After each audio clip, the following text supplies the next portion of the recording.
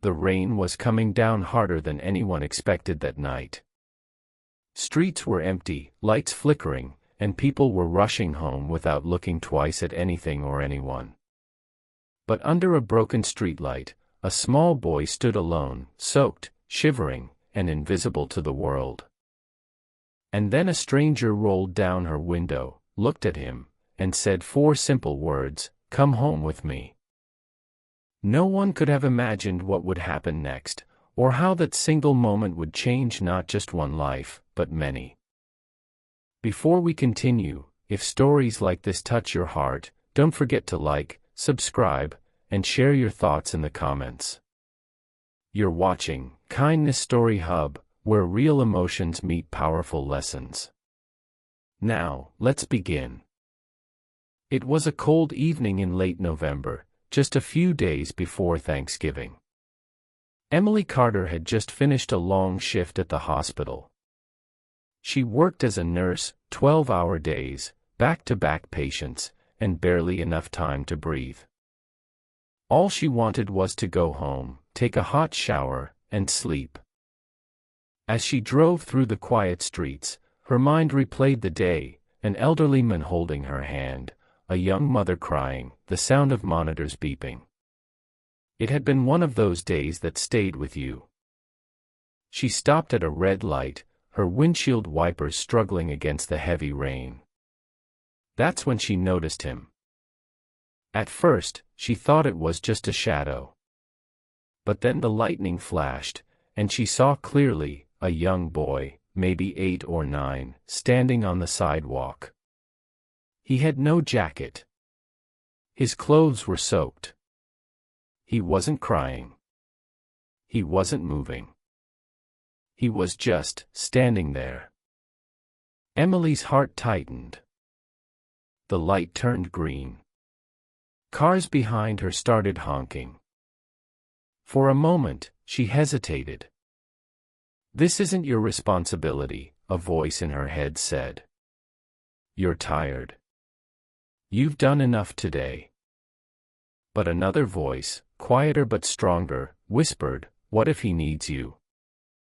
Emily took a deep breath, pulled over to the side of the road, and rolled down her window. "Hey," she called gently. "Are you okay?" The boy looked at her, his eyes wide but calm. "I'm waiting," he said softly. "For who?" Emily asked. He hesitated. "I don't know." Something about that answer didn't sit right. Emily opened her car door, grabbed her spare blanket from the back seat, and walked toward him. The rain soaked her within seconds, but she didn't care. "Here," she said, wrapping the blanket around his shoulders. "What's your name?" "Liam," he replied. "Liam, where are your parents?" He looked down at the ground. I got lost." Emily felt a wave of concern rush through her. "Do you know your address?" He shook his head. "Anyone's phone number?" Another shake. For a moment, Emily stood there, unsure of what to do next. She could call the police. That would be the proper thing to do. Safe.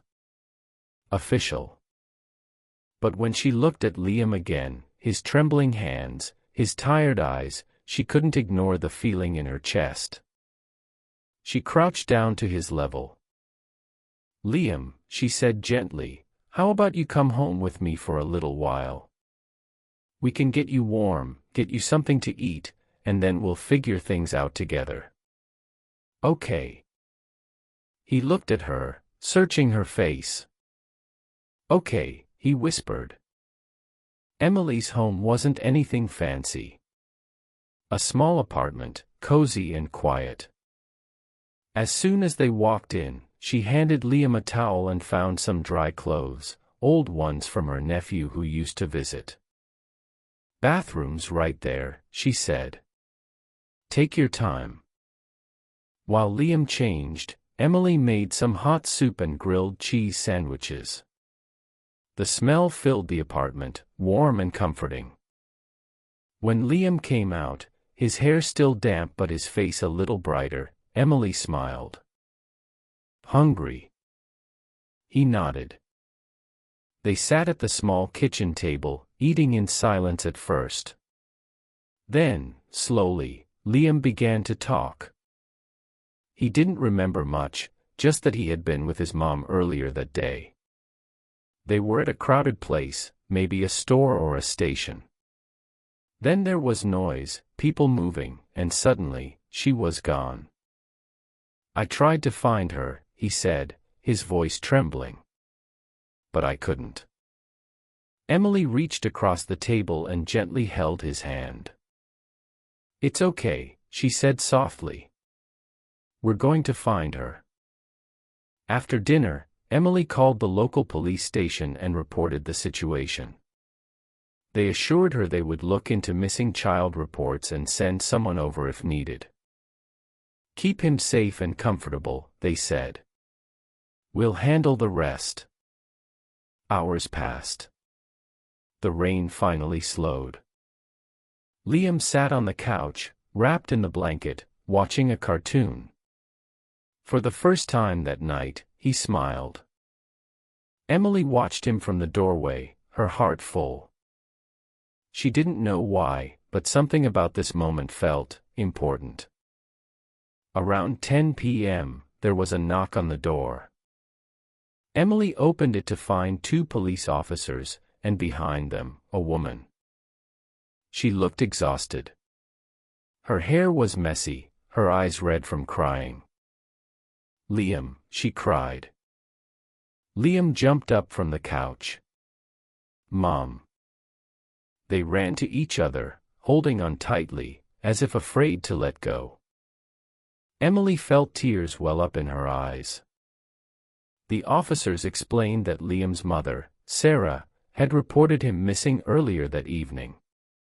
They had been separated in a crowded bus terminal during the storm. "I looked everywhere," Sarah said, her voice shaking.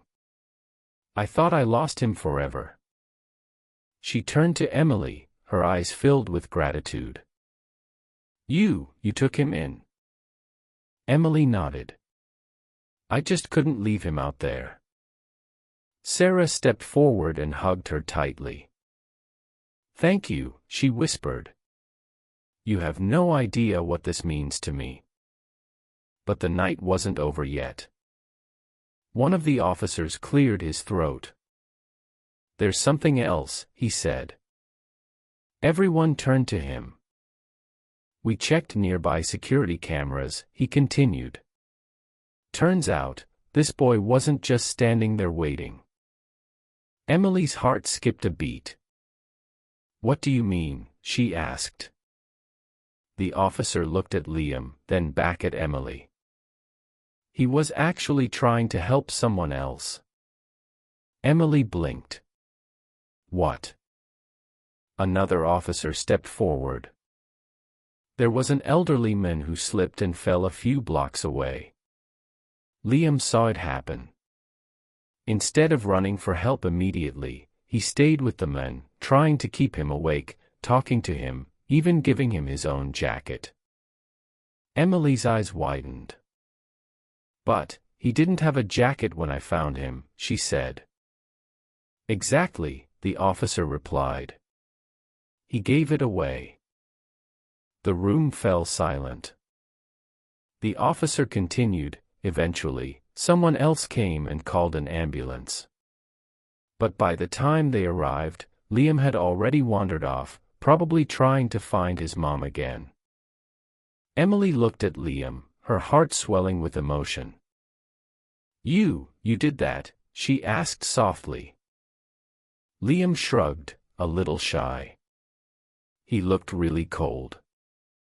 Sarah covered her mouth, tears streaming down her face again. "That's my boy," she whispered. In that moment, something shifted. Emily realized that kindness wasn't just something you give, it's something that spreads. That little boy, lost and scared, had still found the strength to help someone else. And because of that, he had ended up in a place where someone else could help him. A chain of kindness. One simple act leading to another. Before leaving, Sarah turned to Emily one more time. "I don't know how to repay you," she said. Emily smiled. "You already have. Just take care of him." Liam walked up to Emily and hugged her tightly. "Thank you," he said. Emily hugged him back. "Anytime, kiddo." As they left, Emily stood in her doorway, watching them disappear into the night. The rain had stopped. The sky was clearing. And for the first time that day, Emily felt something she hadn't felt in a long time. Peace. Sometimes, we think kindness has to be something big, something grand. But the truth is, it often starts with something small, a moment, a choice, a simple, "Come home with me." That night, Emily chose to stop. She chose to care. And because of that, a lost boy found warmth, a mother found her child, and a stranger's life may have been saved. So the next time you see someone in need, don't look away. You never know what your kindness might set in motion.